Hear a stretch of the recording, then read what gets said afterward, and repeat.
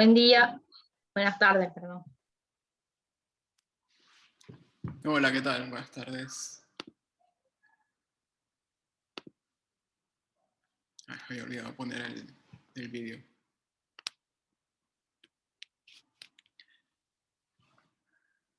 Bueno, vamos a esperar un poquito más, ¿sí? Faltan aún como un par de minutos para iniciar. Pero bueno, más o menos le había comentado al finalizar la clase pasada. Vamos a arrancar hoy con una exposición, la exposición de Marcela, que tiene que ver con el Bronsquiano. El Bronsquiano es básicamente una herramienta que se usa para demostrar cómo son las soluciones generales de la ecuación diferencial homogénea de segundo grado. ¿Sí? Entonces, bueno, la exposición va a tratar de eso. Una vez Marcela finalice, vamos a continuar con el tema de series. Recordando un poquito lo último que hicimos ayer y hacer un par de ejemplos explicativos de los dos criterios que vimos al final. Y bueno, luego continuando con series alternantes.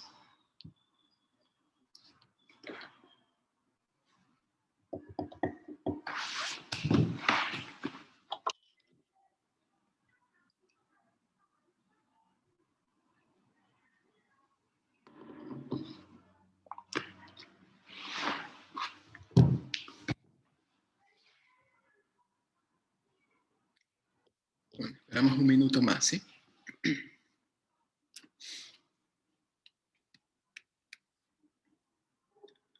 Acá llega otra persona. Otra más.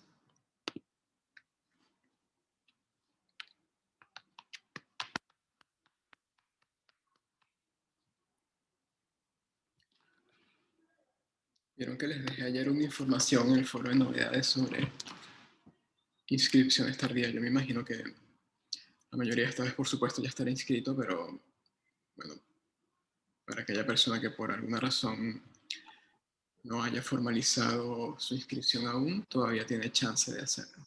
¿Okay? Buenas. Buenas, ¿qué tal? ¿Todo bien? Todo bien, por suerte.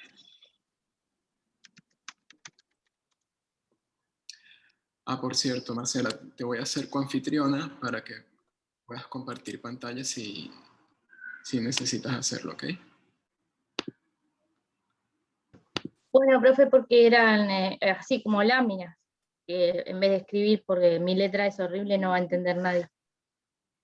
No, además que es mucho más rápido con las láminas, entonces está perfecto. Allí Marcela les envió la presentación me imagino que en formato PDF, pero igual, bueno, ya tienes la opción de compartir pantalla también, ¿ok? Entonces, bueno, vamos a arrancar. Como les decía, tenemos una exposición hoy de la compañera Marcela García. Ella va a estar exponiendo sobre el Bronsquiano, que si la memoria no me falla, era el ejercicio número 4 de la lista de problemas que está en el EVA, ¿ok? Entonces, bueno, Marcela, la clase es toda tuya. Adelante. Bueno, comparto entonces.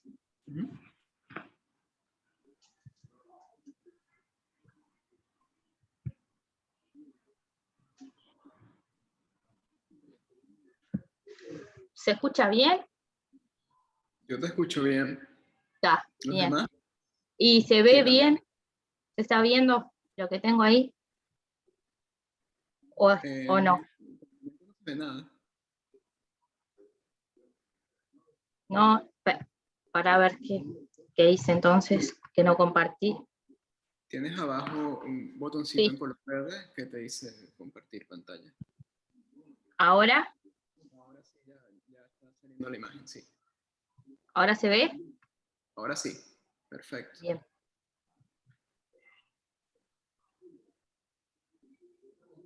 Ahí donde está.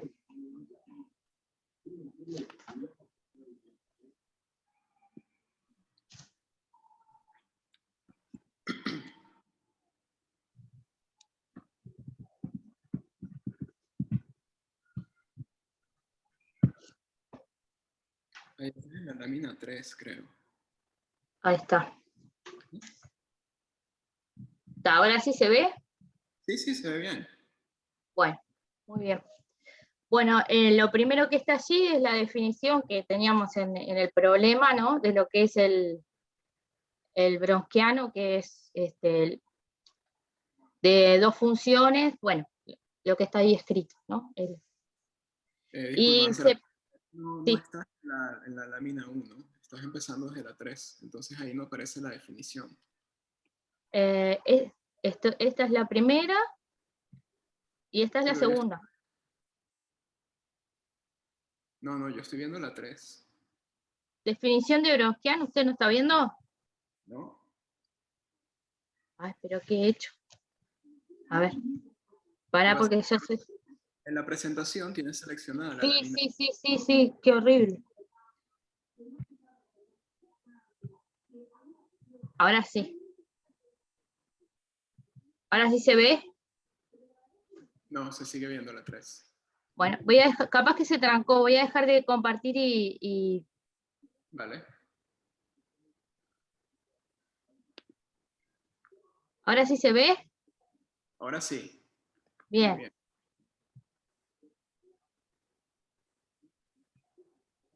Está. Bueno. Lo primero que hice es lo que tenía la letra del problema, que lo puse como para tenerlo en pantalla, que es la definición de lo que es el Browniano. Y después se pide demostrar que su derivada es esto que está acá en rojo, ¿no? Para lo cual, lo que hice fue aplicar la derivada primero de la suma, o sea, derivar como funciones, ¿no? Aplicar la derivada primero de la suma, y luego la del producto, ¿tá? Me doy cuenta que lo que está en verde o sea, se suma y se resta, o sea, se anula, y finalmente queda lo que está abajo, que es lo que nos decía que tenía que pasar. Sí, era simplemente un cálculo, pues. Sí, era, o sea, calcular la derivada de lo primero que teníamos. ¿Alguna pregunta? Paso a la siguiente. Después te dan varias hipótesis, te dicen que el Browniano de esas dos funciones es nulo en un determinado intervalo y que su cociente es constante en ese mismo intervalo. Además, antes en el problema teníamos que las funciones f y g también eran derivables, ¿no? Sí. Y yo agregué, o sea, porque no le hacía al problema que la función f, la función, o sea, del denominador no se anula en el intervalo, para no tener problemas. Entonces, por el teorema de álgebra de funciones, ¿sí? La derivada del cociente es derivable, ¿sí? Porque las funciones, o sea, la suma, la resta, la multiplicación y la división de funciones derivables es derivable, ¿tá? Después abajo pongo la forma que sería la derivada del cociente, y abajo pongo lo que es el Browniano, para que nos demos cuenta que el denominador de la derivada es lo que tenemos como, o sea, el Browniano mismo. O sea que la derivada del cociente es el Browniano sobre la función denominador al cuadrado. ¿Se Sería entendió?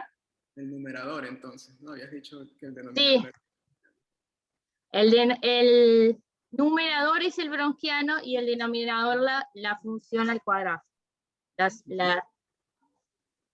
¿Se entendió eso? Por lo que tenemos que para que teníamos como hipótesis que el Browniano era nulo, ¿sí? Entonces la derivada también va a ser nula. Si la parte de arriba de una función es 0, esa función no importa lo que haya abajo, o sea, no importa, siempre que lo de abajo no sea 0, siempre va a terminar siendo 0, ¿no? Eso es lo que quise poner, no sé si se entendió. Sí, sí, está claro. ¿Tá? Con lo que concluimos que la derivada de esa función es idénticamente nula, ¿no? La derivada del cociente es nula. Entonces, intuitivamente lo que esto quiere decir que la gráfica, que la recta tangente al gráfico de la función tiene una pendiente horizontal para cada punto del intervalo que estamos viendo. Y una función para la cual la recta tangente al gráfico no varía, quiere decir que su crecimiento es constante. De donde podemos concluir, ¿tá?, que el crecimiento para la que nosotros estamos viendo es constantemente nulo, ¿tá? O sea que va a tener la forma de esa función, va a ser una función y igual x, porque tiene un crecimiento nulo, ¿tá? Entonces ahora, o sea, es como una forma intuitiva, después, ahora lo trato de demostrar. Entonces, Marcela, ese resultado, que si la derivada anula la función es constante, no hace falta que lo demuestres, porque eso ya se vio en el curso pasado. ya, es que no sabía bien qué era lo que tenía que sacar para que quedara claro, y por eso lo dejé, y si lo entienden, sigo de largo con que como estamos en las hipótesis de Lagrange, va a existir como la derivada es nula,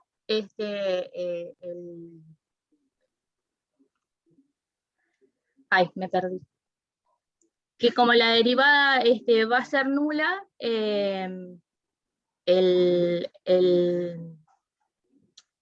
la función va a ser constante. Ok. ¿Tá? Que era lo que se pedía demostrar.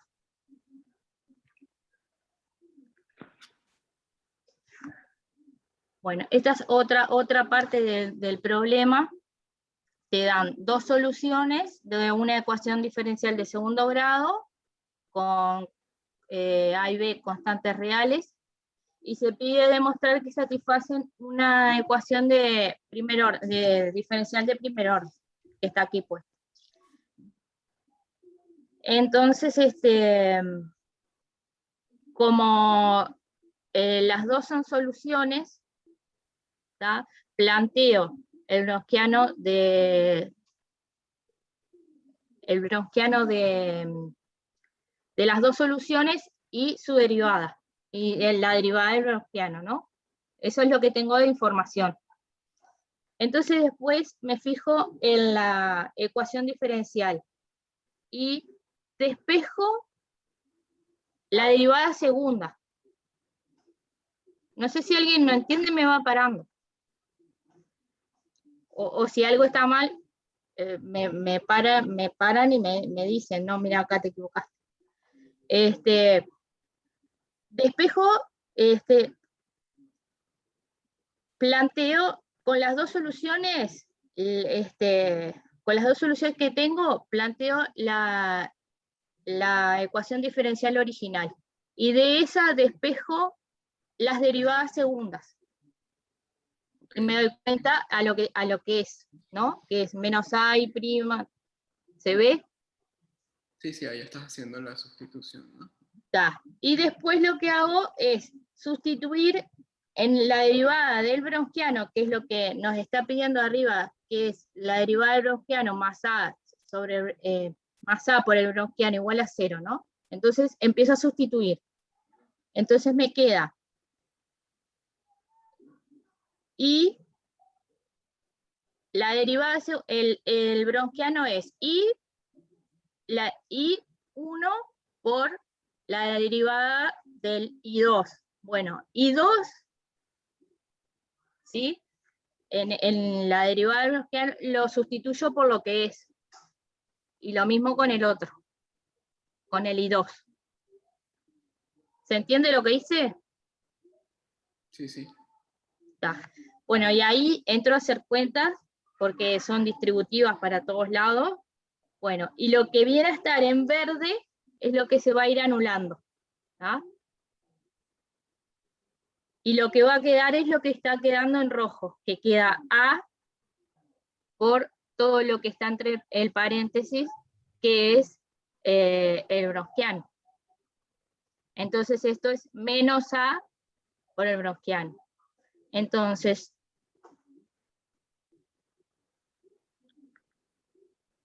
lo que tenía primero era el bronquiano derivado y llegué a que el bronquiano derivado es menos A por el bronquiano. Entonces, con esas dos informaciones, tengo lo que quería demostrar, porque paso sumando el menos AWX para el otro lado y tengo la función, la ecuación que me estaban dando al principio. Muy bien.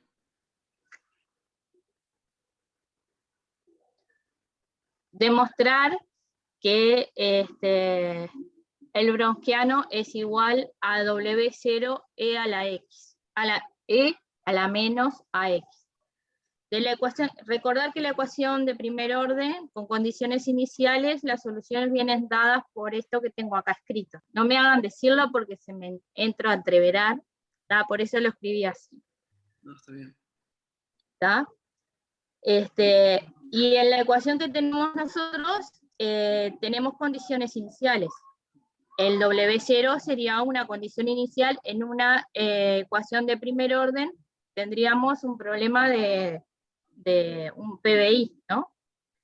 Entonces, haciendo cuentas, el bronquiano de 0, ¿sí? Queda lambda 2 menos lambda 1. ¿Quiénes son lambda 2 y lambda 1? Lambda 2 y lambda 1 son, eso me olvidé de ponerlo, lambda 2 y lambda 1 son las raíces del polinomio característico que sale de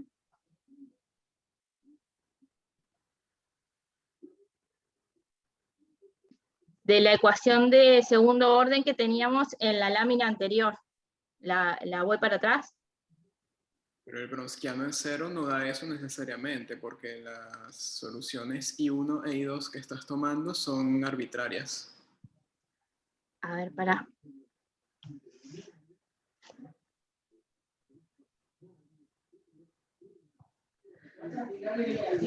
El 0 es simplemente eso, el bronsquiano es 0, no había que calcularlo. La cosa allí es que como lo que probaste en la parte anterior, como el bronsquiano es solución particular de esta ecuación de primer orden, la ecuación W' más A por W igual 0, entonces Sí. tiene la fórmula de una constante por la exponencial de menos AX. Ahora la constante sabe que es la solución evaluada en el punto 0. Sí, es real, o sea, B, o sea, este sería el B, el W0 sería el B. ¿Tá? Lo que tenemos en la ecuación genérica, vamos a decir, sería B. Y bueno, esta parte me quedó, o sea, mal, porque lo hice con algo particular en lugar de general.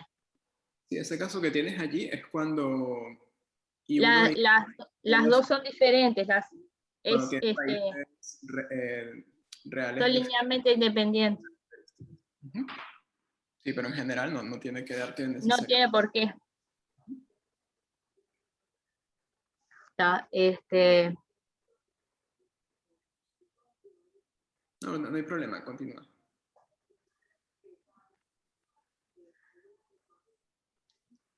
Suponiendo que I no es idénticamente nula, demostrar que el bronsquiano de 0 es igual a 0 si solo si es constante. Bueno, esto me parece que tiene que ver con la otra parte anterior y que capaz que no está mal. O sí. Si el bronquiano de 0 es 0, quería decir que la derivada era nula. Entonces la función es constante. No, para que a ver, ¿para qué función te estás refiriendo? Porque Sí, porque tienes anulación nada más del bronsquiano en un solo punto. Sí.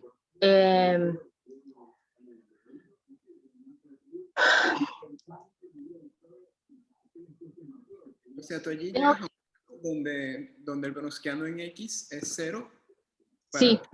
el intervalo. Eso está bien, pero por qué eso ocurre?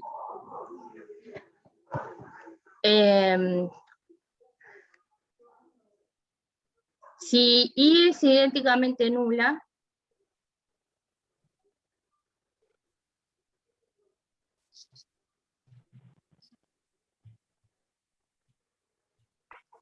ya me mareé, profe. Discúlpeme, pero me mareé. No, tranquila.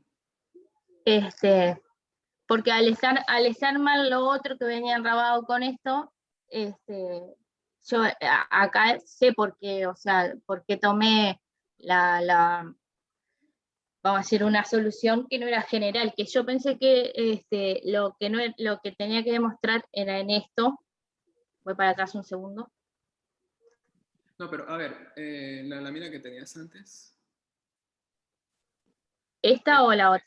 Sí, No, allí. Fíjate que allí tienes una cosa que tenías probada antes, que el browniano en X es W0 por esa exponencial. Pero estás suponiendo que el sí.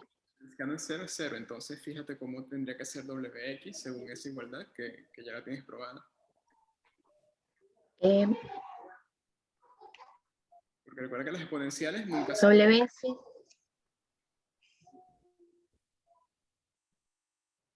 Entonces, Seguro las exponenciales nunca se van a hacer 0, a lo sumo pueden ser 1.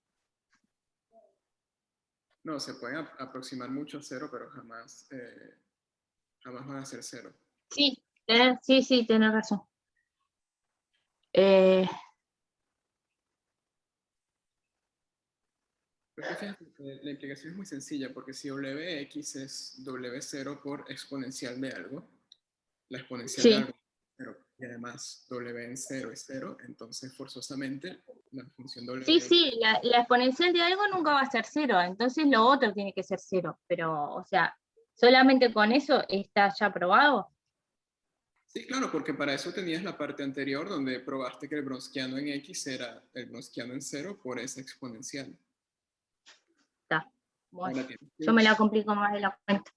justificar ahora por qué el hecho de que el browniano sea idénticamente nulo en todo el intervalo, porque eso implica que el cociente entre la solución I2 con la solución Sí, I1... eso por la parte que ya habíamos probado, que como el browniano era idénticamente nulo, la función era constante. Muy bien, exactamente.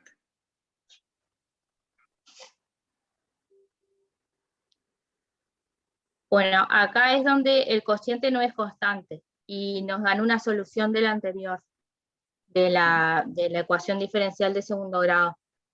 Y nos piden demostrar que existen dos constantes tal que todo esto.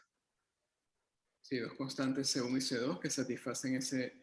Estas dos ecuaciones, un sistema de ecuaciones. Por cierto que Y esta I es una solución arbitraria de la ecuación anterior. ¿Okay? sí. Después, primero que observamos que el browniano es un determinante de una matriz 2×2, y también vimos que es el numerador de la derivada de un cociente de funciones, de las funciones involucradas. ¿Cuál matriz? Entonces, ¿Cuál matriz? de 2×2, donde involucra las soluciones y sus derivadas. No, El pero determinante, ¿cómo es la matriz?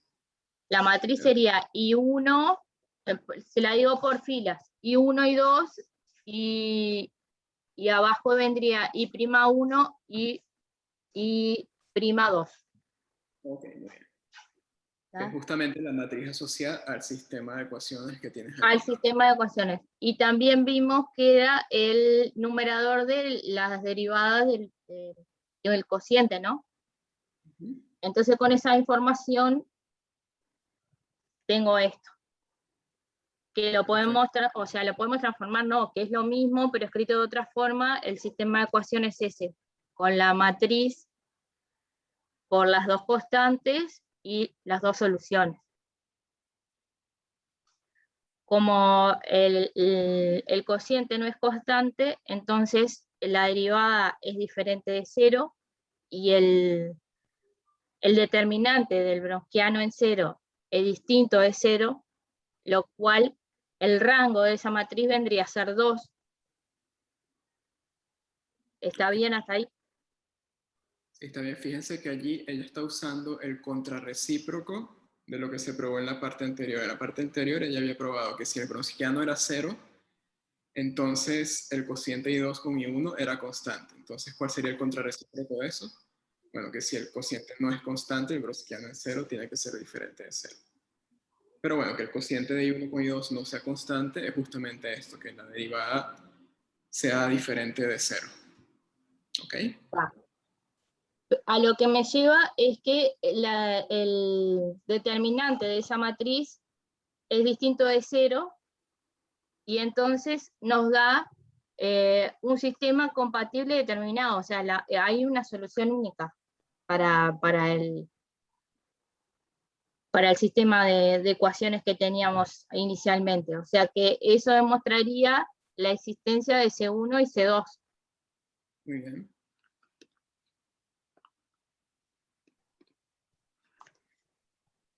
Y después nos piden demostrar que si tenemos una solución, siempre va a ser de la forma esa que está ahí escrita.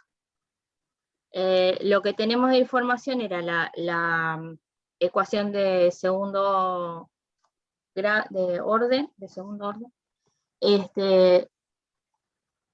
Tenemos las condiciones iniciales de un problema, un PBI, porque el I de 0, el sistema de ecuaciones de la lámina anterior son condiciones iniciales de este problema. ¿Sí? Muy bien. Entonces la solución general de una ecuación diferencial de segundo orden homogénea venía dada por esto que está acá. Eso es la primera observación. Y la segunda observación es que si es un PBI, tiene una solución única. Y como las soluciones I1 y 2, o sea, son siempre las mismas, no queda otra de que C1 y C2 también sean lo mismo, porque si no darían ecuaciones diferentes. Entonces, la general vendría a tener la misma forma que la que tenemos arriba. O sea que con esas dos cosas se concluiría que la forma de la ecuación, cualquier solución de esa ecuación tendría la forma esta: C1 por una de las soluciones más C2 por otra de las soluciones. Ahí te faltó una cosita, Marcela. A ver, para que dos soluciones de la misma ecuación de orden 2 en un problema de valores iniciales sean iguales, Sí. vamos a llamarlas F y G para no confundirnos. Tiene que ocurrir primero que tanto F como G satisfagan la ecuación diferencial en cuestión, y segundo que F y G satisfagan también las condiciones iniciales, ¿no? Ahí tienes unas condiciones iniciales que las satisfacen la función I, que era una solución general que tenías de antes. Perdón, una solución particular. Y luego propones ahí, esa I sub H es una solución de la ecuación de orden 2, eso es correcto. Pero Sí. para finalmente concluir que I sub H es igual a I, sí. hay que justificar también que I sub H satisface las condiciones iniciales. Tengo que ponerla dentro de la... Tengo que sustituir adentro de cosas. Bueno, aunque es fácil de ver, ¿no? Porque si evalúas I sub H en 0, tienes justamente C1 por I1 en 0 más C2 por I2 en 0, que es justamente la primera condición inicial que debe cumplirse. Sí, bueno, eso lo había puesto, eso lo había puesto en una de las láminas que borré, al final la borré con esa. Que si sustituimos a C1 por 0 y dejamos C1, nos queda la solución I2 y al revés. No, pero no es eso. No puedes sustituir C1 por 0 y C2 por 0 porque C1 y C2 son valores fijos que ya hallaste al resolver el Sí, sistema de ecuaciones anterior. O sea, no puedes sustituirlos arbitrariamente. Aquí la cosa es que S sub H es una solución para la ecuación diferencial de orden 2. ¿Por qué lo es? Bueno, porque tanto I1 como I2 son soluciones y cualquier combinación lineal de soluciones para una ecuación homogénea va a ser una solución. esa no lo quise poner porque como estábamos que era un espacio de soluciones, no lo quise volver a utilizar. Y la otra cosa era, bueno, que tienes que ver que I sub H satisface las condiciones iniciales, que eso te faltó allí también. Sí, entonces, bueno, tienes dos soluciones, que son Sí. la I y la sub H. Ambas satisfacen la ecuación diferencial, ambas satisfacen las condiciones iniciales, entonces, por el teorema de existencia de unicidad de ecuaciones en orden 2, tienen que ser la misma solución. Y con eso, allí cierras lo... Ahí sí, está. Así que, profe, para pasarlo bien esto, para los compañeros tendría que arreglar esto acá y las otras 2 diapositivas, ¿no? Sí, la cuestión está de los lambdas, ¿sabes? Está, bárbaro. Porque esos lambdas surgían de un caso particular del problema, pero no, Sí, no en general. ahí Bien. va, está, bárbaro. Para el teórico que viene yo lo traigo arreglado. En el foro también, cuando lo tengas listo, Lo subo. ir en el foro del práctico 2, que es el de ecuaciones diferenciales, y bueno, Está, lo dejo ahí. vale, perfecto. Bárbaro. Gracias. ¿Alguien tiene una pregunta sobre la exposición?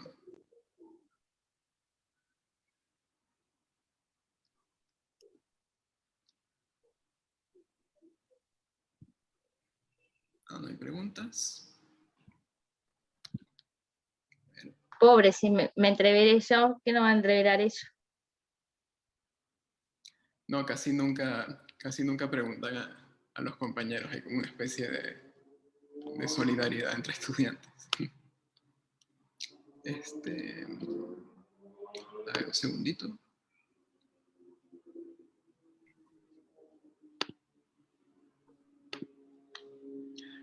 Bueno, Marceli, te agradezco que hayas preparado las láminas porque sí es algo que toma bastante trabajo y escribir todo así, que quede ordenadito, es algo que lleva tiempo, ¿sí?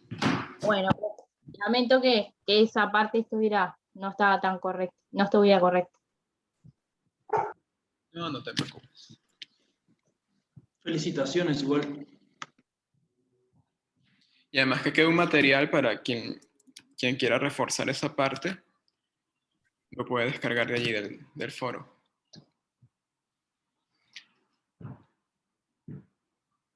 Bueno, perfecto. Entonces, bueno, nuevamente agradecerle a Marcela por la exposición.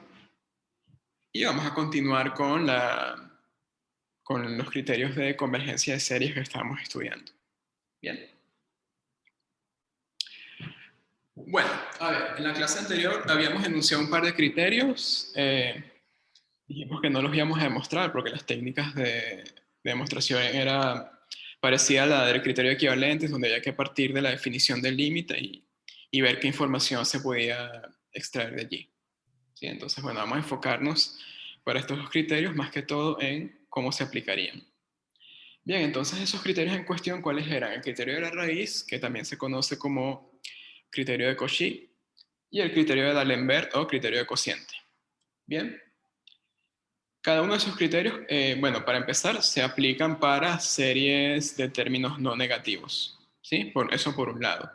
O sea, no pueden aplicar ni esto para series en donde aparezcan infinitos términos tanto positivos como negativos. ¿Sí? Para eso van a haber herramientas que vamos a ver más adelante. Entonces, bueno, eso primero. Y lo otro, cada uno de esos criterios consideraba un límite en cuestión, ¿sí? Para el criterio de la raíz, tenían este límite acá, el límite cuando era el infinito de la raíz enésima del término general de la serie. Y para el criterio del cociente, era justamente eso, el límite del cociente de términos consecutivos de la sucesión que define el término general de la serie, ¿sí? los criterios son bastante parecidos en el sentido de que arrojan la misma conclusión dependiendo de si el límite es menor que 1, mayor que 1 o idénticamente igual a 1. ¿Sí? Cuando el límite es menor que 1, tanto en el criterio de la raíz como en el del cociente, esa condición es suficiente para asegurar que la serie es convergente. ¿Sí?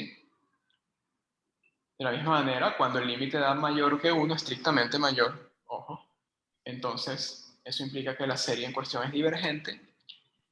Y cuando el límite da 1, el criterio es indecidible, es decir, a partir de esa información no se puede concluir si la serie es convergente o divergente. Allí habría que darle la vuelta a ese ejercicio, ¿sí? Por algún otro lado. ¿Bien? Entonces, vamos a atacar primero esa parte de por qué el criterio no decide cuando el límite da 1. ¿Sí? Vamos a considerar, por ejemplo, en el de la raíz, la siguiente serie es de términos generales, ¿sí?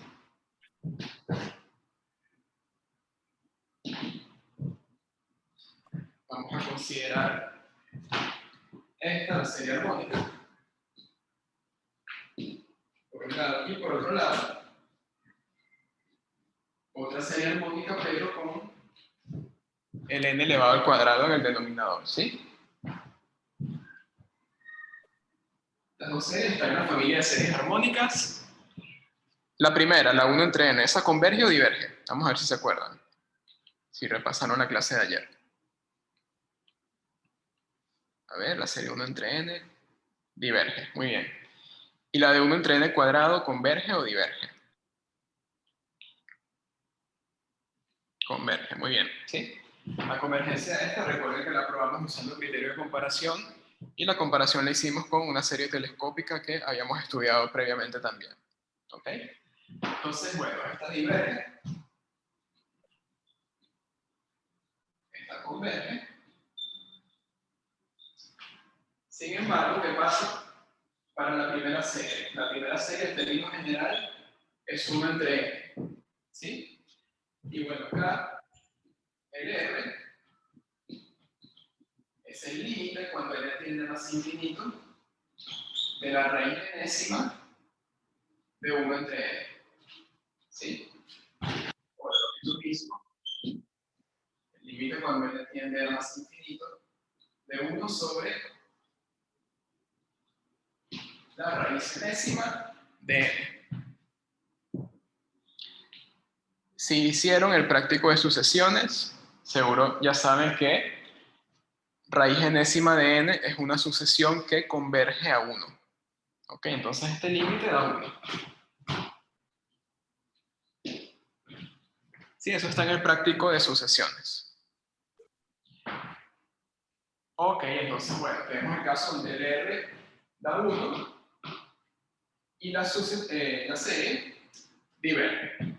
¿Ok? ¿Qué va a pasar con la otra serie que es convergente, la de 1 sobre n cuadrado? Bueno, es algo similar, ¿sí? Cuando trabajamos con la segunda serie convergente, el R va a ser en este caso muy parecido al anterior. ¿Sí? Es 1 sobre la raíz enésima de n cuadrado lo veo como n por n. Entonces, bueno, esto lo separo como 1 sobre raíz de n, perdón, 1 sobre raíz enésima de n por 1 sobre raíz enésima de n. Entonces me queda 1 por 1 el límite, que es igual a 1. ¿Sí? Entonces, en este caso también el límite ese de la raíz enésima del término general da 1. ¿Sí? En este caso, el límite R da 1, la serie diverge, y en este otro, el límite R da 1 también, pero la serie converge. ¿Ok? Es por eso que acá, cuando el límite queda 1, no se puede concluir nada. ¿Bien? El criterio lamentablemente no es infalible. Sería perfecto que abarcara ese caso también, pero bueno, es un caso frontera allí en el cual no se puede decidir nada, y cuando ese tipo de cosas les pasa, entonces la convergencia o divergencia tienen que sacarla por algún otro método. Bien. Y con el cociente pasa algo parecido también.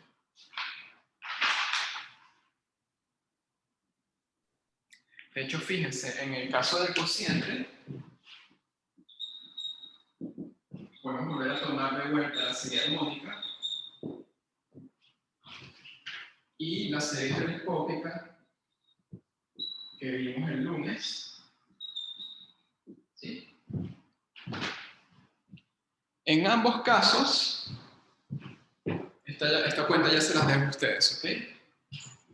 En ambos casos, el límite L del criterio del cociente les va a dar 1. Sí, eso es fácil de verificar.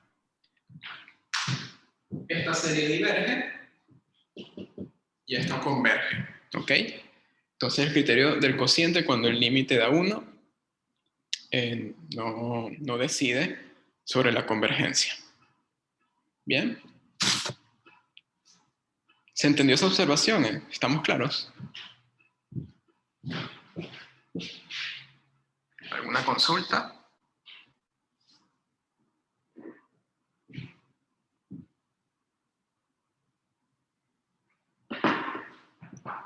¿No? Bueno, igual si surge algo por allí, me dicen. Bueno, una observación rápida que quería hacer sobre esta situación en particular, ¿ok? Ahora, bueno, vamos a algo que nos interesa más aún que esto, y es justamente cómo aplicar esos criterios de convergencia. Bien, entonces permítanme borrar esto acá, prefiero borrar la observación, a pesar de que fue el último que escribí, pero bueno, para mantener el enunciado y para mantener el ejemplo.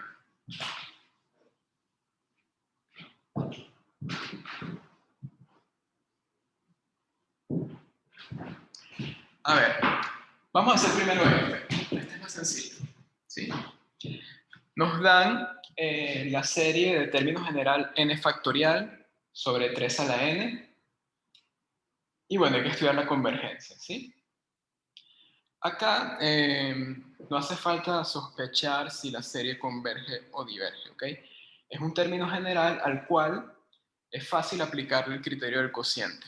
¿Por qué? Bueno, por las propiedades del factorial y del exponencial, ¿sí? Entonces, en este caso,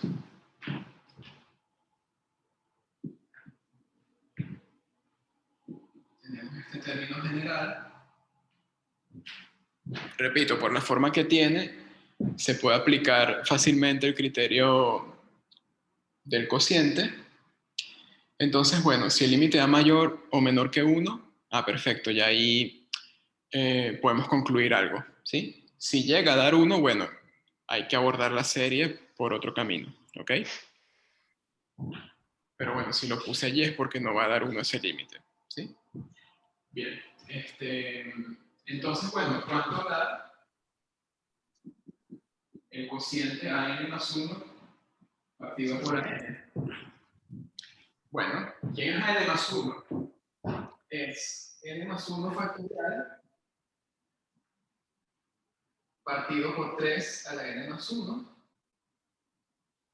Y a n es el factorial de n partido por 3 a la n, ¿sí? Entonces ordenamos esto un poco y ¿cómo queda?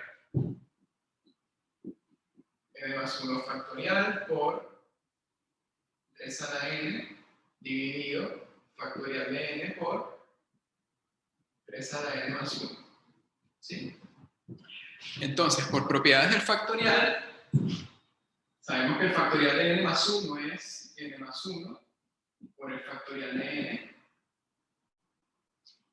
Y por propiedades de la exponencial, 3 a la n más 1 se puede escribir como 3 a la n por 3. ¿Sí? Por esas propiedades, tanto del factorial como del exponencial, les decía que es fácil aplicar este criterio. ¿Ok?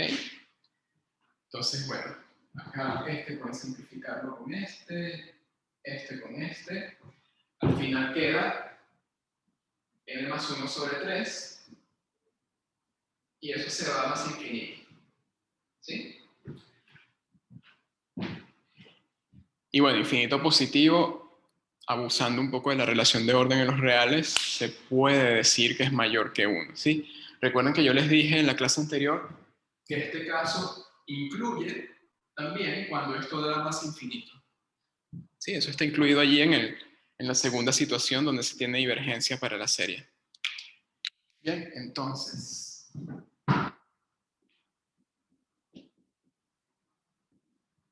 el criterio de D'Alembert implica que la serie de término general n factorial sobre 3 a la n diverge.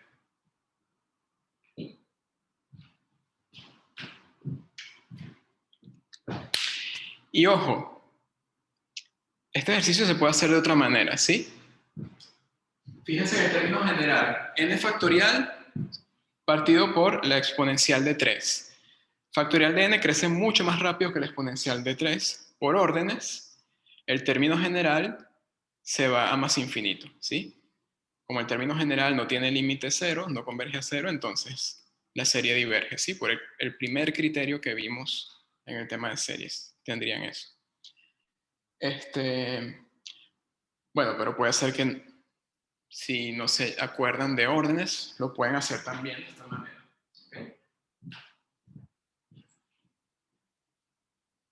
De hecho, capaz está mucho más confiable esto del criterio del cociente porque de repente uno siempre ve como las exponenciales como lo que crece más rápido y a veces no se acuerda de que el factorial crece más rápido aún, ¿sí? Bueno, entonces, bueno, tienen esas dos maneras para hacerlo, con el límite del término general o con el criterio del cociente. Pregunto, ¿eso se entendió? Hay ejemplos más complicados en el práctico, sí, pero la complicación de esto simplemente las simplificaciones que tengan que hacer, la descomposición de estos cocientes para ver que se cancela y que no. ¿Bien? Sí, se entendió, sí. Vale, gracias, Rodrigo. Bueno, no hay preguntas de momento, entonces vamos a hacer otro ejemplo que es un poquito más interesante, ¿sí? El del criterio de la raíz. Bueno, el criterio de la raíz, generalmente, el término general, valga la redundancia, les va a gritar que tienen que usar el criterio de la raíz, ¿sí? ¿Cuándo ocurre eso? Bueno, este criterio por lo general uno lo aplica cuando tiene algo elevado a la n,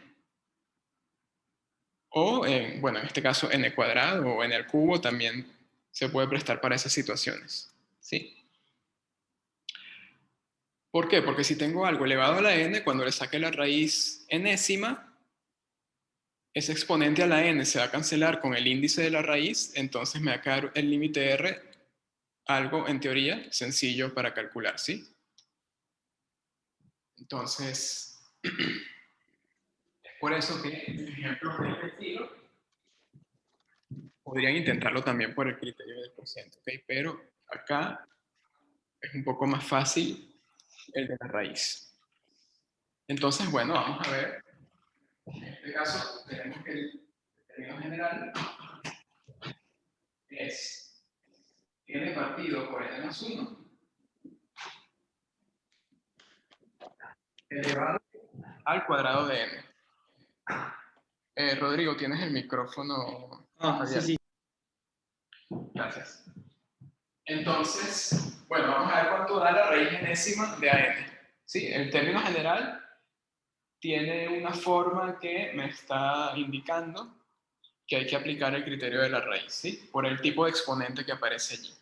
Entonces, ¿qué sería la raíz enésima de a n?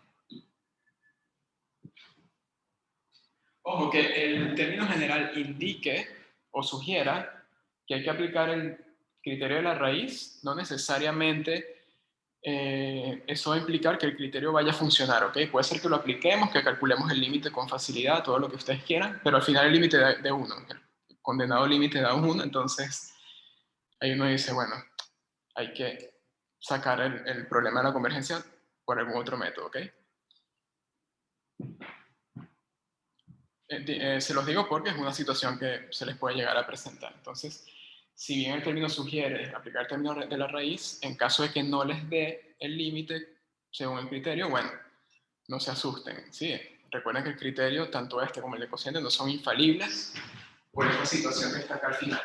Entonces, bueno, simplemente plantean otra solución. Traten de usar, por ejemplo, el equivalentes o comparación.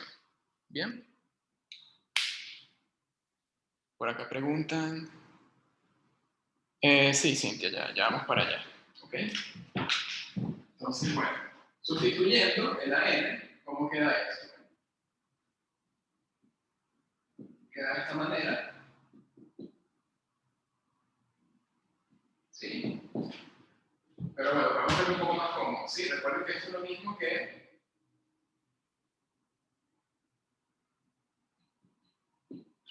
esto que está acá. Todo eso a su vez elevado a 1 sobre n. ¿Sí? Entonces tengo dos exponentes allí. ¿Qué hago? Los multiplico. ¿Sí? ¿Según qué? Bueno, según el álgebra de exponentes. Entonces me queda todo esto elevado a n cuadrado sobre n. Y esto es n partido por n más 1 elevado a la n. ¿Bien? Ok, el criterio fue fácil de aplicar en el sentido de que esta simplificación, este cálculo, es fácil de hacer. ¿Sí? Ahora hay que sacar el límite, hay que ver cuánto es el límite. El límite no siempre es sencillo de calcular, ¿ok? En este caso no es tan trivial. Tienen que acordarse de un límite que vieron en cálculo 1 o en cálculo en una variable. Entonces hay que ver a qué tiende esto cuando n se va a más infinito. ¿Tienen alguna idea a qué límite se parece ese? A ver, voy a borrar acá. ¿Vale? Dividir. Dividir. ¿Dividir por quién?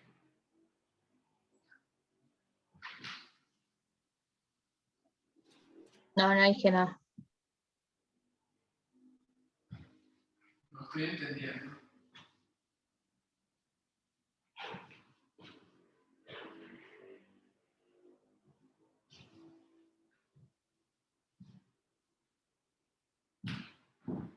A ver, lo escribo acá. ¿Lo podrías levantar con logaritmos? No, eso no tiene que ver con logaritmos.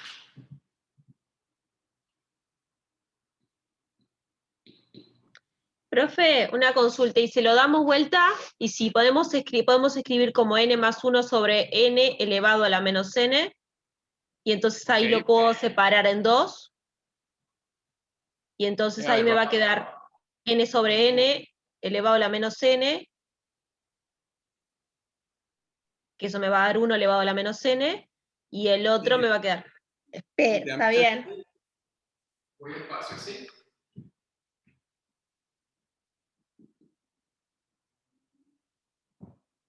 Esto era lo que me habías dicho, ¿no? Al principio.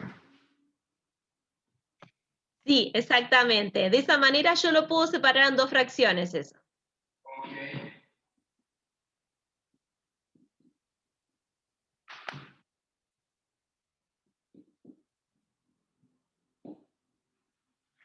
¿Y ahora qué hacemos?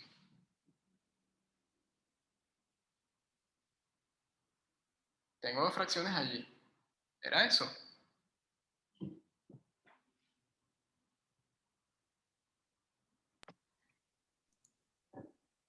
¿A uno? A ver, Cintia, y ahora tú sugeriste esto, ¿ahora qué hay que hacer? Es que cuando llegué ahí me di cuenta que tengo un problema, no, lo vi más fácil de lo que era. Bueno, a ver, les lanzo un spoiler, ¿eh? Por allí es la solución. Pero eso parece 1 sobre E. Muy bien, Marcela. Muy bien a Marcela y a Cintia también, ¿sí? Acuérdense que ustedes vieron en el curso anterior este límite.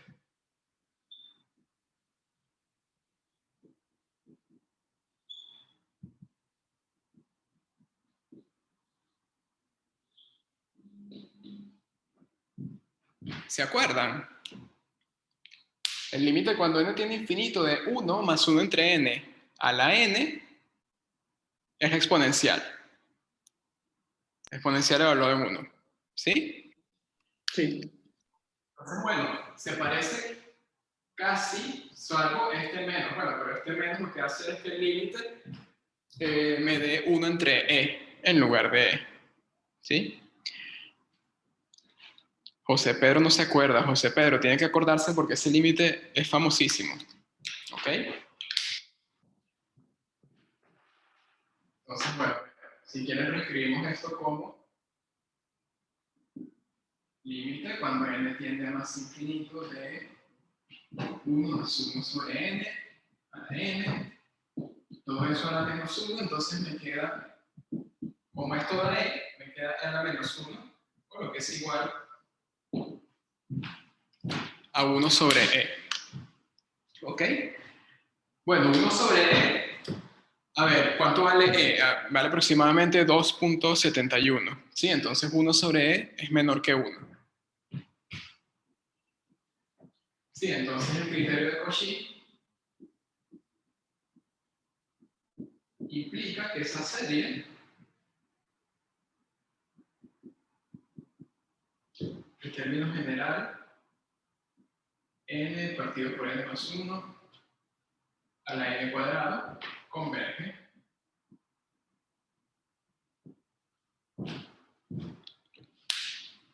bien.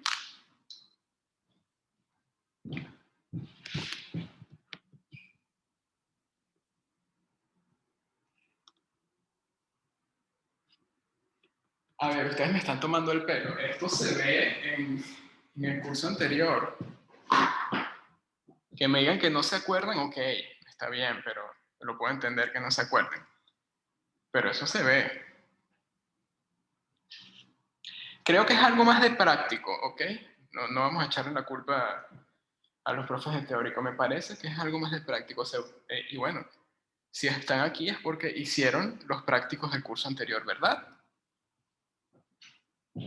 Se enfermó ese día Joaquín. No, a ver, no pasa nada. Lo que no nos acordemos, lo recordamos, ¿ok? Yo no me acuerdo tampoco de todo el curso de cálculo en una variable.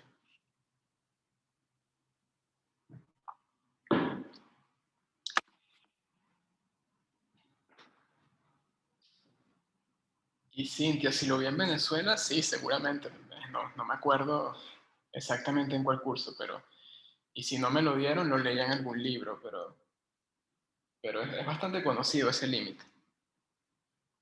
Creo que lo que no es tan trivial es probar que eso da justamente exponencial. Pero sí es un límite famoso que se estudia. Bueno, pregunto, jóvenes. Estaba en inducción completa. ¿Eh? ¿Con inducción? En inducción completa lo probamos. Ah, perfecto. Sí, creo que es una manera de probar eso. Viendo cómo se comporta el término general y luego sacando el límite. Vale, excelente. Pregunto, ¿esto se entendió? Antes de que continuemos con series. Sí. Sí. Todos. Si hay alguna pregunta, me avisan, ¿ok? Ok, perfecto. Vale, gracias. Bueno, a ver. Los 4 criterios que hemos visto entre la clase de ayer y la de hoy. El criterio de equivalentes, el criterio de comparación, el criterio de Cauchy y el criterio de D'Alembert. Esos 4 criterios se aplican únicamente para series de términos no negativos, ¿sí?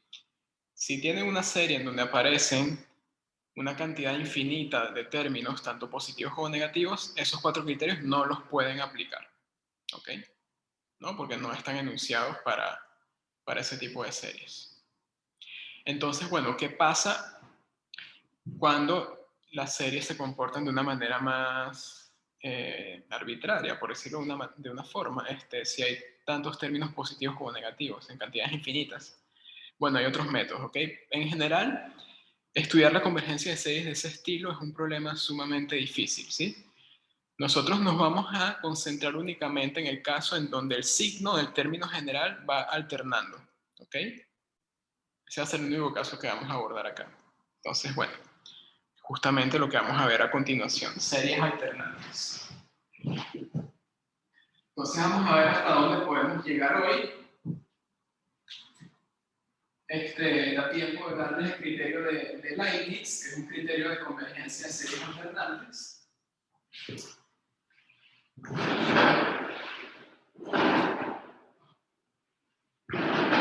A ver, que están tirando fuegos artificiales por acá. ¿Ganó algún equipo de fútbol?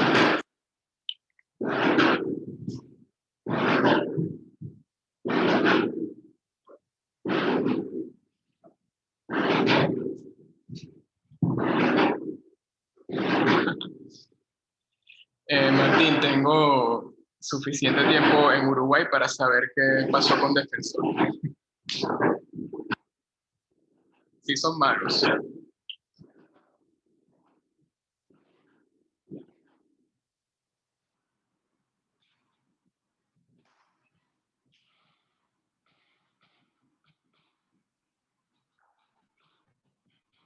Entonces una serie es alternada si tiene la siguiente forma.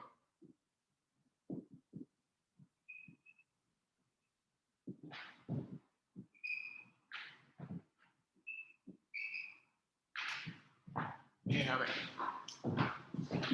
Poner un poco más a la izquierda esto.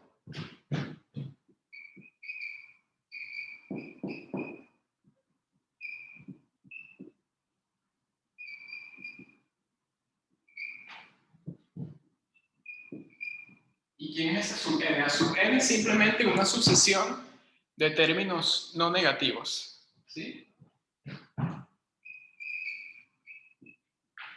Todos los A sub n van a ser mayor o igual a 0.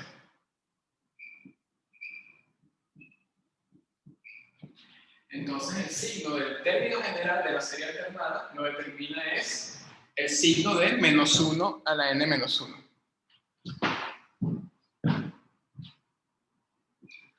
Entonces, toda serie que la puedan escribir así es una serie alternada. ¿Por qué alternada? Bueno, porque el signo va cambiando, ¿sí? Miren cómo queda eso.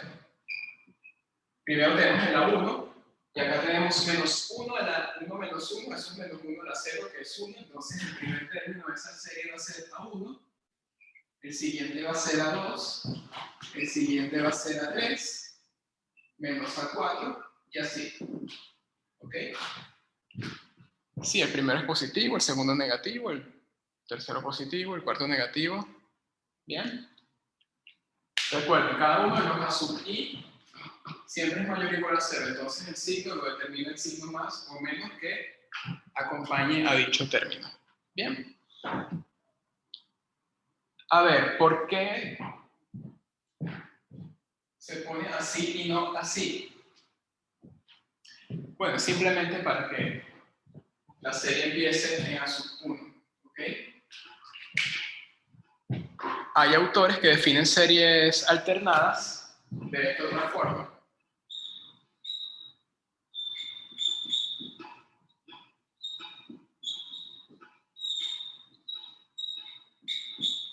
Y bueno, si escriben el término así, bueno, la única diferencia es que en lugar de comportarse la serie de esta manera, simplemente va a haber un cambio de signo.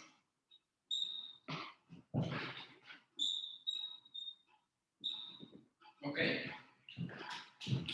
No importa con cuál definición trabajen, los resultados que vamos a ver valen tanto para esta definición como para esta, ¿ok?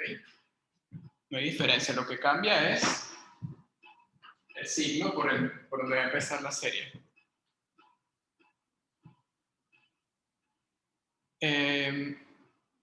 Bueno, Paula hace otra observación. Esto puede arrancar también en 0, ¿ok? Puede arrancar en 0, puede arrancar en n mayor que 1 también. ¿sí? Lo que pasa es que todas las definiciones y resultados los enuncio con n arrancando de 1 por una cuestión de simplificación del lenguaje, ¿ok? Pero ya vimos que los criterios de convergencia también valen para series que arrancan por arriba de 1 o de 0 también, ¿sí? De hecho, eso lo estudiamos, por ejemplo, cuando les mencioné que esta serie que era convergente a partir de n igual 4, que habíamos hecho una comparación allí para probar convergencia, y después les justifiqué que eso implicaba convergencia a partir de n igual 1, porque uno lo que hacía era simplemente sumar los términos que faltaban, ¿sí? Entonces, pueden escribirlo el término general de la alternada así o así, y bueno, pueden empezar en 1 o en 0 o en cualquier otro índice. Bien, no se preocupen tanto por eso, porque los resultados que vienen a continuación van a ser igual de válidos, independientemente de si escriben esto o de dónde arranque la serie. Bien. Entonces, bueno, vamos a mencionar un par de ejemplos antes de hablar de convergencia.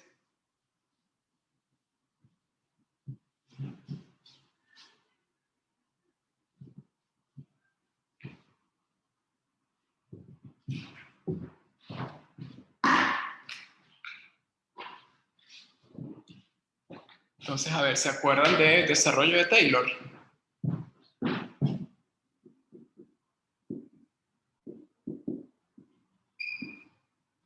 Por ejemplo, si uno considera la función logaritmo natural de 1 más x,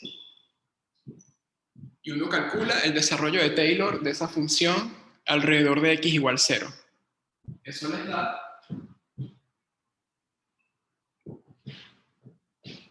la serie x menos x cuadrado sobre 2 más x al cubo sobre 3 menos x a la 4 sobre 4 y así sucesivamente, ¿sí? Entonces esa, por ejemplo, es una serie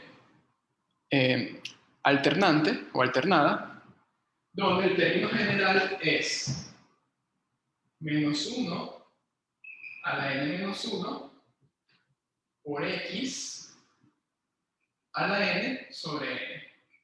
¿Sí?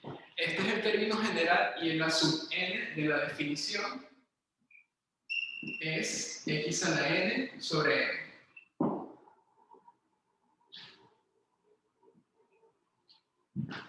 ¿Bien? Y bueno, si no se acuerdan de la serie, saben cómo hacer desarrollo de Taylor, ¿ok? Entonces, no hay tanto problema con eso. Y lo siguiente es otro ejemplo que no tienen por qué sabérselo, ¿ok? Esto es simplemente una curiosidad que también nos da un ejemplo de serie alternada. Y es lo siguiente. El número pi sobre 4 se puede escribir de esta forma, como una serie alternada.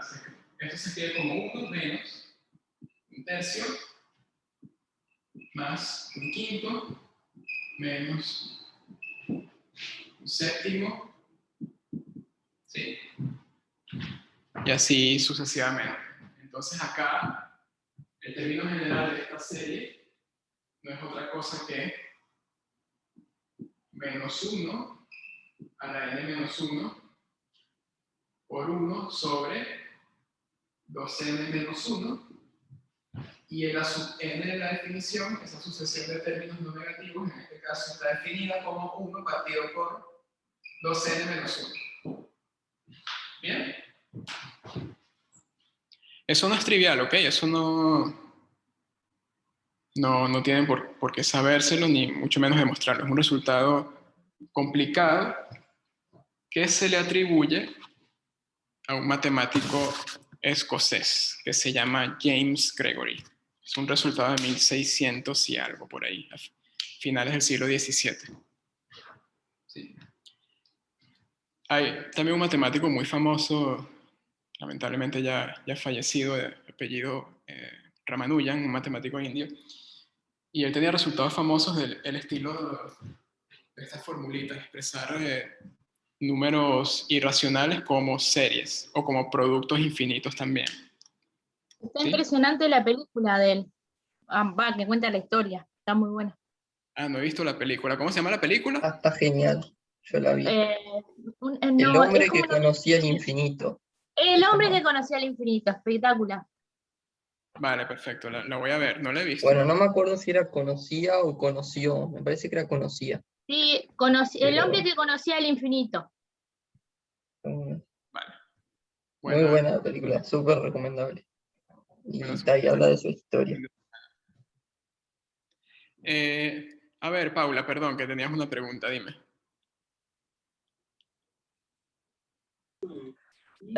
Vos tipo, o sea, hicimos Taylor ahí, digamos, porque a ver, Taylor lo puedes, parte de derivadas y demás, o sea, necesitas tipo cosas continuas, pero vos podés tipo, no sé, trasladar eso a series, digamos, a sucesiones que trabajan con cosas discretas igual. No sé si se entiende la pregunta. Ya te entiendo. Sí, lo que pasa es que está fijo. ¿Sí? Claro, ahí va. O sea, en el infinito igual se va a completar de la misma forma, digamos. Como en este caso, bueno, vamos a decir que el X está fijo, ¿ok? Sí. Puedes poner X igual a 1, por ejemplo. Entonces te queda el logaritmo de 2 escrito como 2 menos 2 al cuadrado sobre 2 más, así sucesivamente. Lo que pasa es que si lo ponía con 2 directamente y les daba la expresión, no se iba a entender de dónde salía. Entonces era más sencillo ponerlo con un X fijo, arbitrario, y que quede así. ¿Bien? Ok. Bueno.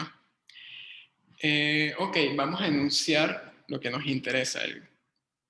¿Qué criterio de convergencia tenemos que usar para este tipo de series? ¿Ok? Es un criterio que también tiene un apellidote como los dos criterios anteriores. En este caso se llama criterio de Leibniz. ¿Sí?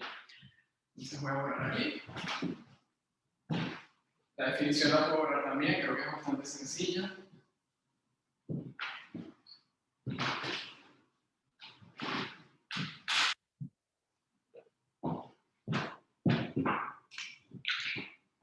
Ok.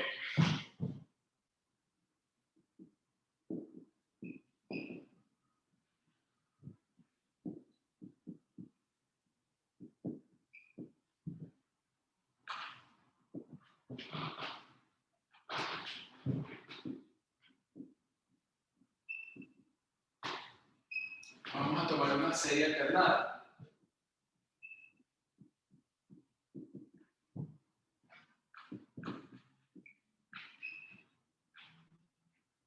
¿Sí?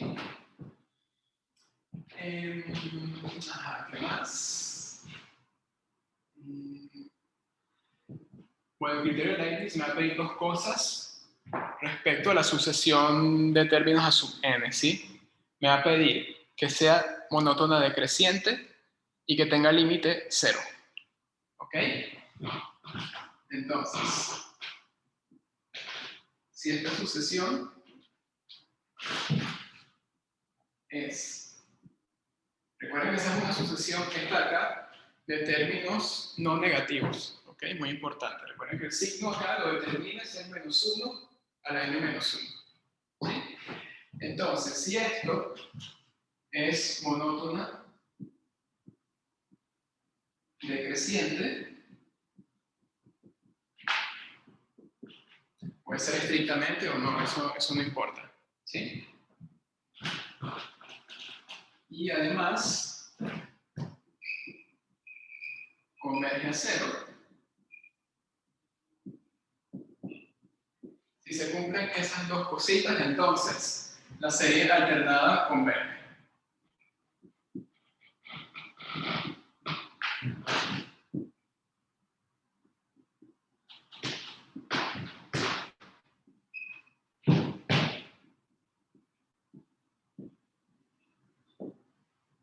¿Sí? Bueno, la prueba no la voy a hacer. Tiene cierta complejidad la prueba, ¿sí? No es tan difícil realmente. Pero, ¿qué pasa? Que como es una serie alternada, no puedo aplicar ningún criterio de convergencia de antes, porque esos criterios eran válidos solamente para series de términos no negativos, ¿sí? Entonces, para poder probar esto, hay que trabajar con la sucesión de sumas parciales. ¿Cuál es el problema de la sucesión de sumas parciales para calcularla en este caso? Justamente que los signos, en el término general, se van alternando. Entonces, la estrategia de demostración de este resultado consiste en estudiar dos subsucesiones de sumas parciales. Uno estudia, por un lado, la subsucesión de sumas parciales de índice par, ¿sí? Se puede probar, esta parte no es complicada, se puede probar que esa subsucesión, repito, de sumas parciales con índice par, es decir, S subíndice 2n, esa sucesión es monótona, creciente y acotada superiormente, ¿sí? Entonces va a tener límite. Por otro lado, si estudian la sucesión de sumas parciales de índices impares, es decir, S, 2n-1, esa va a ser monótona decreciente acotada inferiormente, entonces va a tener límite también. Y lo que se hace después es probar que esos límites son iguales, ¿ok? Eso no es complicado tampoco. Entonces, bueno, como esas dos subsucesiones, la de índice impar y la de índice par, convergen a lo mismo, toda la subsucesión de sumas parciales tiene límite, entonces eso implica, por definición de convergencia, que la serie alternada converge, ¿ok? Esa prueba está en las notas, si la quieren chequear, pero me quiero enfocar más que todo en cómo aplicar este criterio y qué puede pasar, por ejemplo, cuando el criterio no sirve, ¿ok? Es muy importante que se verifiquen ambas hipótesis, es decir, que la sucesión de sub n sea monótona decreciente y que converja a cero. Si alguna de esas cosas falla, no pueden aplicar el criterio de Leibniz. ¿Ok? Pregunto, ¿se entiende el enunciado?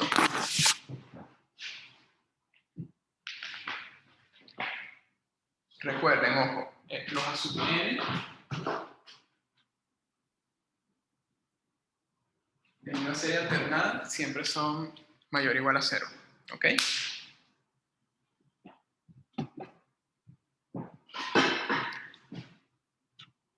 Digo eso porque a veces se nos olvida. Por ejemplo, si le sale algo así,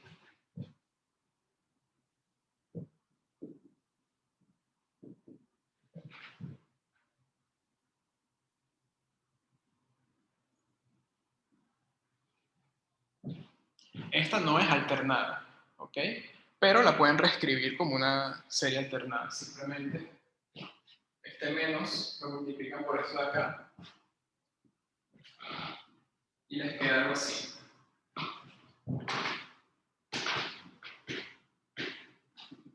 Y acá 3 a la n es la sub n. La sub n en la definición les tiene que quedar mayor o igual a 0, ¿ok? Hago esa observación, ¿sí? O sea, no es automáticamente menos 1 a la n menos 1 por acá, ¿sí? El largo hay que chequear también que sea mayor o igual a 0. Y bueno, en este tipo de situaciones siempre pueden manipular un poco y arreglarlo para que quede como en la definición de serie alternada, ¿sí?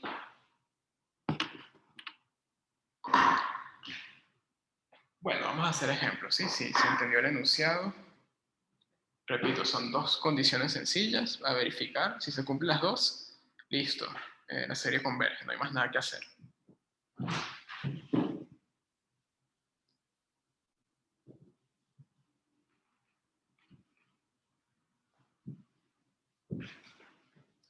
Bueno, las dos anteriores que borré obviamente eran convergentes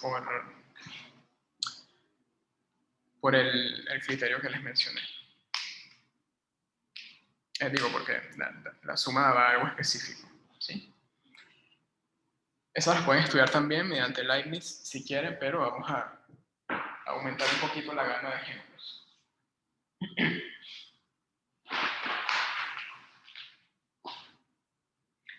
Vamos a ver, por ejemplo, esta. La serie armónica alternada.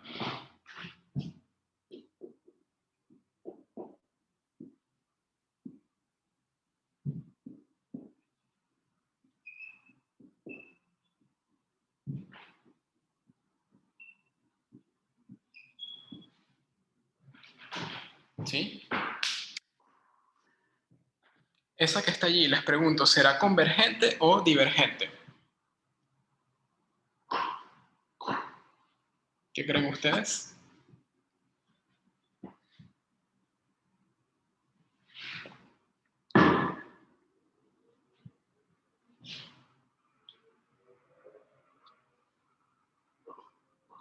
Aquí olvidé ponerlo así. También sirve con n, ¿no? Pero bueno. Vamos a poner el n menos 1. Por acá me están diciendo que converge. Correcto. Acá es muy fácil aplicar el criterio de Leibniz. Sí, porque en este caso, ¿quién es la sub n? 1 entre n, y eso obviamente es decreciente y tiene límite 0.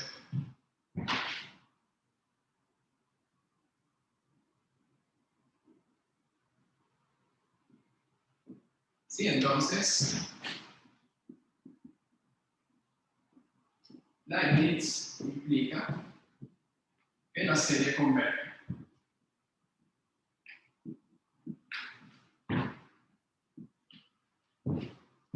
Más allá de que el ejemplo sea bastante trivial, lo quería colocar aquí porque, ¿qué pasa con esto? Fíjense, la armónica alternada es convergente mientras que la armónica diverge, ¿sí? Estamos ante algo que se llama serie condicionalmente convergente, ¿ok? Una serie es condicionalmente convergente si converge absolutamente, si converge pero no converge absolutamente, ¿ok? Ya más adelante especifico qué significa cada cosa. Bien. Pero este es como que el ejemplo canónico de serie condicionalmente convergente. ¿Qué más? Vamos a ver otro. Un poquitito más rebuscado.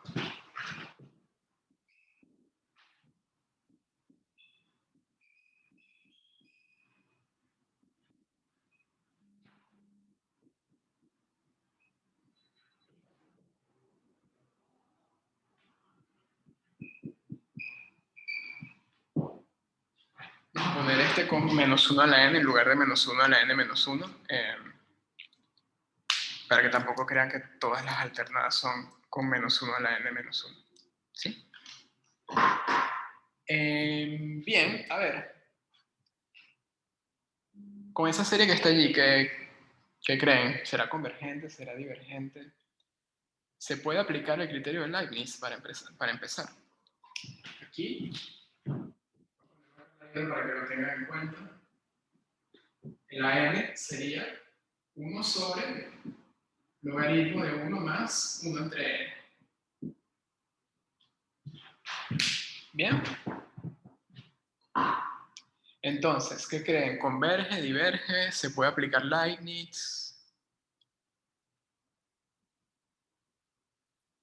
Si se puede aplicar Leibniz, deberían verificarse ambas hipótesis, ¿sí? Monótona decreciente y que la n converja a 0. ¿Cuál es más fácil de verificar? Bueno, la convergencia, ¿sí? Si se verifica la convergencia, bueno, luego verifican lo otro que es un poco más complicado en este caso. Pero a ver,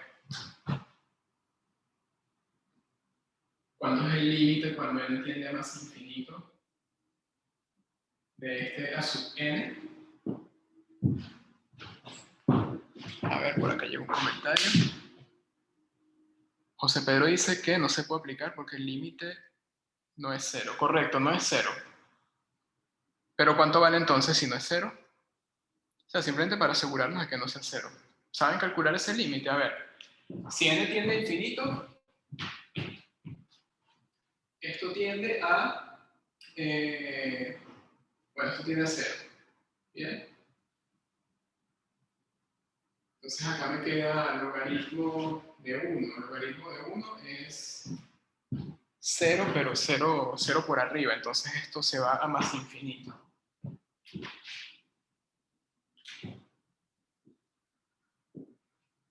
Bien.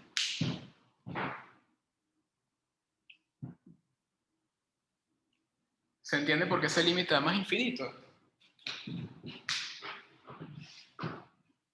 A ver, lo hacemos por acá. ¿Sí?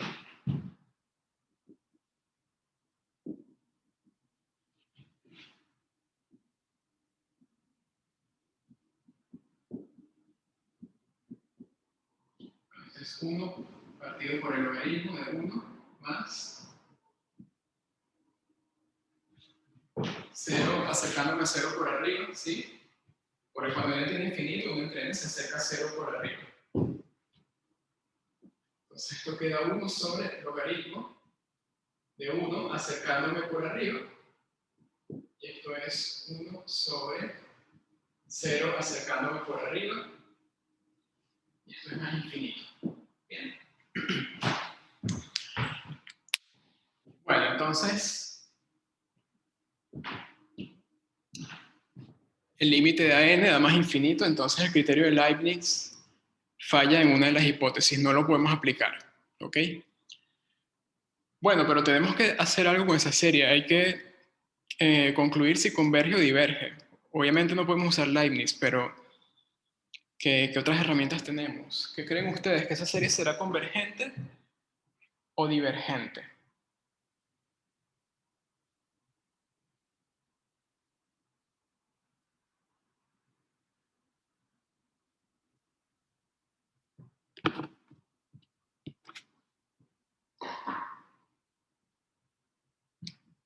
A ver, ¿quién quiere ser millonario?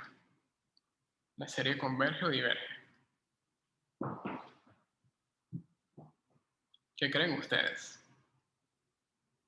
Fíjense que es una serie alternada. Obviamente no pueden aplicar ni equivalentes, no pueden aplicar comparación, no pueden aplicar Cauchy, no pueden aplicar D'Alembert, nada de eso.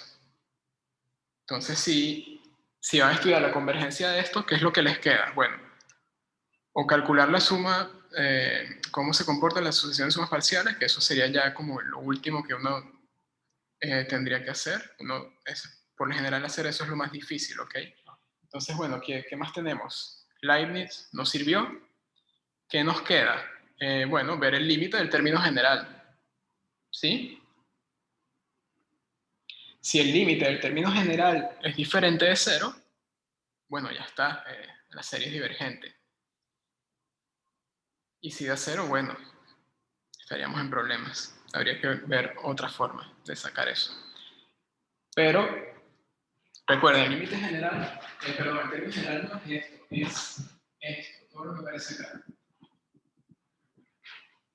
Si hablamos de series alternantes, ¿sí? Ese señor que está ahí enmarcado en una línea punteada, ¿tiene límite 0 o no? Acabamos de calcular algo que nos podría ayudar, ¿sí? Entonces, ¿qué creen ustedes? ¿Tiene límite 0 o no? En cualquier caso, dígame por qué. Joaquín dice que tiene límite 0. Bien. ¿Alguien está de acuerdo o discrepa? Se puede discrepar también, ¿ok? Estamos en una democracia. Ah, ok. Estamos rectificando. Confunde el hecho de si existe.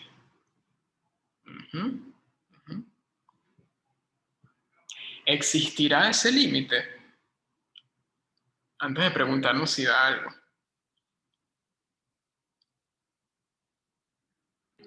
Lo que pasa es que si n es par, tipo, te quedaría 1 por más infinito, digamos. Y si n es impar, te quedaría menos 1 por más infinito. O sea, como que según si n es par o n impar, te queda más o menos infinito, ¿no? Ajá, y eso... ¿qué pasa entonces con el límite? ¿Existe? ¿No existe? Si me da por un lado más infinito y por el otro lado menos infinito, no puede existir el límite, ¿ok? Muy bien, Paula. Muy buena intervención. La respuesta es esa, ¿sí? Para darnos cuenta de que ese límite no existe. Como tenemos algo alternando, bueno, vamos a probar con n par, con n impar. Calculamos el límite con cada tipo de índice. Si dan diferentes, ya está, el límite no existe, ¿sí? O pueden ver esto como una sucesión, ¿sí? Pueden formar la subsucesión con los pares, la subsucesión con los impares. Esas subsucesiones divergen, una diverge a más infinito, la otra diverge a menos infinito. Y bueno, entonces la sucesión total, digamos, no tiene límite. El límite no existe. Bien. Vamos a hacerlo acá.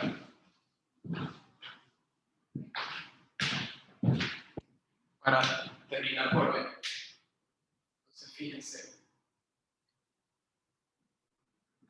Tomando número par, a poner acá menos 1 elevado a la 2 n, partido por el logaritmo de 1 más 1 sobre 2n. ¿Sí? Menos 1 a la 2n a 1 por logaritmo. Y esto vimos que tiende a más infinito. ¿Sí? Por otro lado, tenemos este otro caso que sugirió Paula. Bien. Este va a quedar de esta forma, menos 1 partido por logaritmo de 1 más 1 sobre 2n menos 1. ¿Sí? Esto tiende a 0 positivo, menos 1 partido por 0 positivo da menos infinito. ¿Ok? Entonces, el límite calculado únicamente por los pares da más infinito y calculado únicamente con los impares da menos infinito. Como esos límites no coinciden, ya está. El término general no tiende a 0.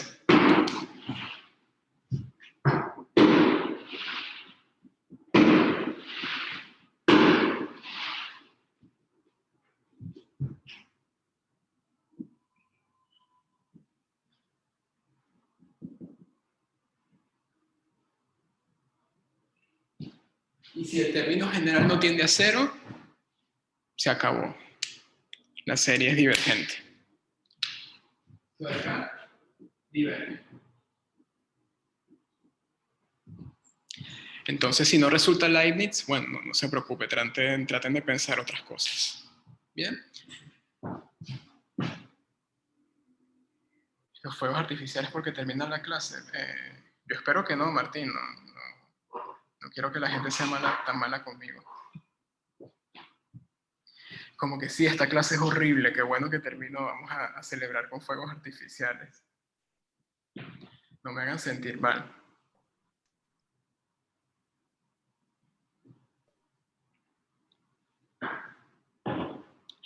Para darle color a la demostración. Marcos, ahí Dígame. al final pusiste un igual menos infinito. Creo que ahí es una flechita de que tienda menos infinito. Ah, perdón, tienes razón, José. Gracias. Sí. Tendría que ser el igual si hubiese puesto acá el límite cuando n tiende infinito. ¿Sí? Si uno lo pone, entonces cuando uno coloca la flecha.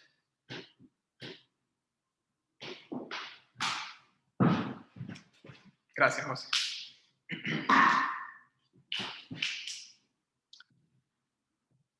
Y a ver, jóvenes, ¿alguna pregunta? ¿Se entendió ese ejemplo?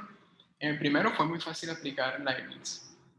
Y en el segundo, no se podía aplicar. Fue fácil darse cuenta de que no se puede aplicar. Lo que había que trabajar un poquito más era darse cuenta por qué la serie diverge, pero el hecho de que este límite diera a menos infinito, y eso daba alguna idea de cómo se comporta el límite del término general. ¿Sí?